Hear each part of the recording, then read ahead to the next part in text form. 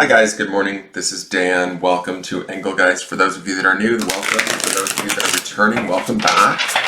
And for those of you that are supporting me over on the Patreon page through a monthly subscription, thank you so very much for that. This is your daily forecast for the Greater Collective for Tuesday the 1st. This is a broad spectrum reading for everyone. It's kind of just to allow you to sort of see what's going on with the energies and what you can kind of tap into, maybe be validated by or harness to work to your advantage, or what you need to know might be working against you. This is not necessarily only set for the 1st of September, but it is a timeless message because it's for the highest good of the Greater Collective. So whenever you're seeing it is when it's appropriate. So you don't have to turn it off if it's like in your feed. It's still available to you. The information is still valid if it fits. So give it a watch and see where it fits. So this month, I'm just going to let my regular viewers know, and especially those of you that are over on Patreon, I didn't put a poll up this month. Part of the reason why is I wasn't sure what deck to go with this month. I didn't even know, like, I wasn't even inspired to choose from certain decks, and it's like kind of up until the last minute. I knew which Oracle deck I wanted, but I couldn't, sort of intuitively choose the tarots to put up. I didn't have like necessarily 3 that I felt inspired that they fit with September, and then I was looking at 2 different decks, and I decided on this one at the last minute because I needed to get this video done. So you guys are going to have to go without a poll this month, but we'll see how these 2 decks work out together. It'll be interesting to say the very least. Alright, so let's see what's going on. What do we need to know?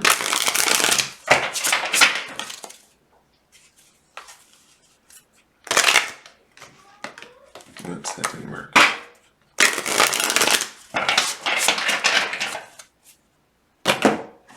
Okay. Interesting. Alright, so here we go, and away we go. 9 of Pentacles.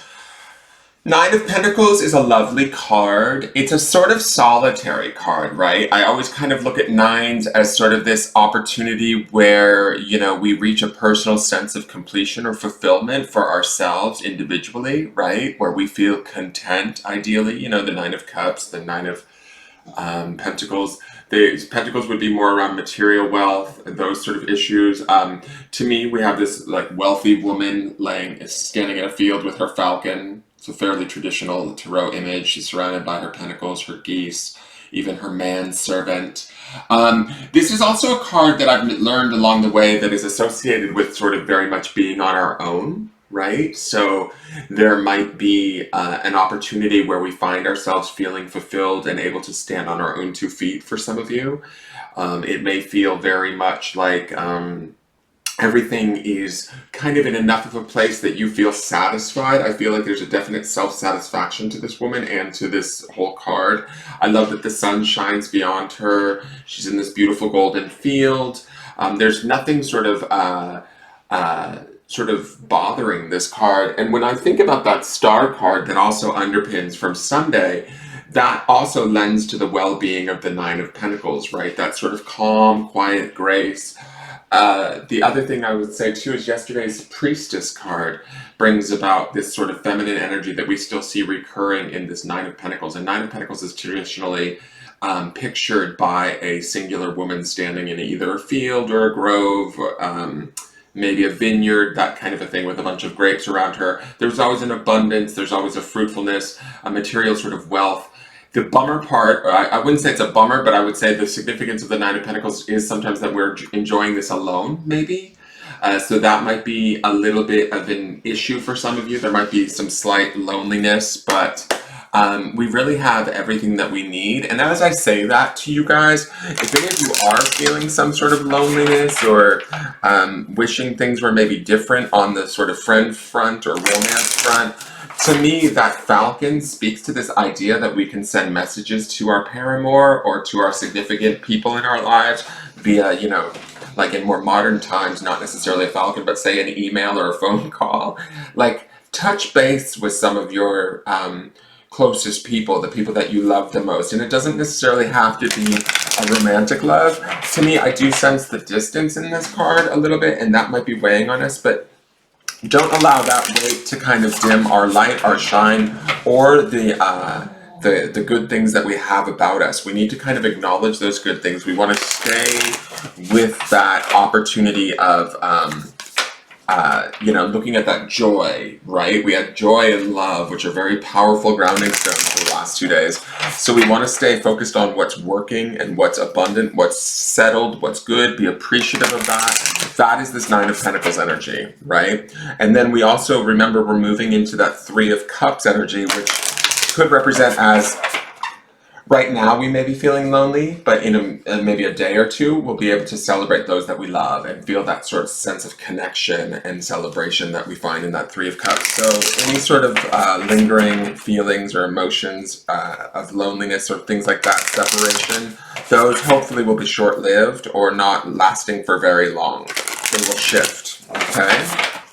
Let's see what the Oracle card is. The Oracle deck I decided to go with is Moonology. I was really wanting to use this. I don't know why. We'll see. I've not really worked with this very much.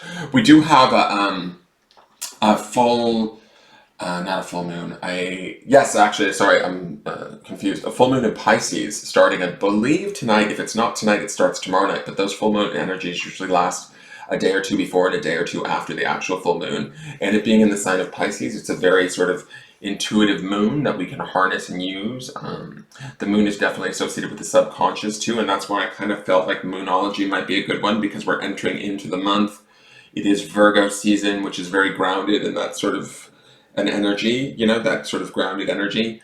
I wanted to bring that moon energy in and acknowledge the fact that the moon is kind of so sort of trying to get our attention by using this deck. So this is communication is key. It's interesting that we have this singular woman, right? And I was just talking about that falcon and maybe sending out word to those that we love. For those of us that might be in isolation or feeling distant, or maybe, we might have people around us. She does have this servant here in the field, but he's not looking at her, nor is she looking at him. There may be people around us, but we're not feeling very connected right now. Are there stresses or worries that we have in the back of our mind? And the reason why I say mind is because this is new moon in Gemini, right? Gemini would be about the air intellect, the twins maybe feeling tossed up, indecisive, that sort of thing. Communication is key would be where this ties in with this Nine of Pentacles. Is I think that if we communicate sort of where our confusion may be, or where we're feeling sort of lacking, I think that might help us to release it. The goal here would be to release it and to find the joy through that communication. New moons to me are always about creation, right? That opportunity to bring in more of what we want. So when we communicate what we want, or the desire to feel connected, to feel whole, and also coupled with this sort of Nine of Pentacles energy, we do have abundance around us. We do have things to be thankful for. And if we acknowledge those things and channel that energy and communicate that thankfulness into maybe our friends, our family, our loved ones, we get to sort of build upon that, even if those people aren't directly around us right now. Does that make sense? So I am going, the tarot deck that we're working with, I'm not going to necessarily read that book because it has very large, long stories about, especially the major arcana. Let me look at the Nine of Pentacles and see how long the story is for the Nine of Pentacles, because that I might read, but I know the major arcanas are very long, because there are whole stories about people in, I'm not even sure, like medieval times or something like that, I'm not sure. Let me see, wands, swords, Pentacles last, yeah, of course it is. Doesn't seem too long. I can maybe read it to you. So Nine of Pentacles is prudence, assessment, tallying, successful handling of a multifaceted venture, having speculated and been proven right, planning and diplomacy, care and choosing friends and confidants, compassion, patience, and the effort to understand others, foresight and honorable behavior, and popularity. See, to me, that's interesting because I don't necessarily feel like she feels very popular. She feels like she's got everything she needs in that field, but she also feels like she's looking to the past or looking to, like, seeking something, right? Maybe a relationship or something to that effect. So you can use any of those definitions from the book, but I kind of feel like this is also maybe us feeling abundant in certain areas and then maybe like seeing or sensing sort of a lack in others. We don't want to allow that lack to take over us, and that's where this communication as key card comes in to me. And also the idea of new moon in Gemini is that idea of, that elemental air energy, the intellect, thinking about things, communicating what our thoughts are, but communicating them in a way that is filled with like possibility. That would be the new moon aspect of it, of the idea of starting fresh, beginning a new chapter, maybe in our relationships, or reconnecting to those relationships if we feel like we've been away from them for a while, or disconnected from them in some way, shape, or form. So let me see how the hell I find this in this book.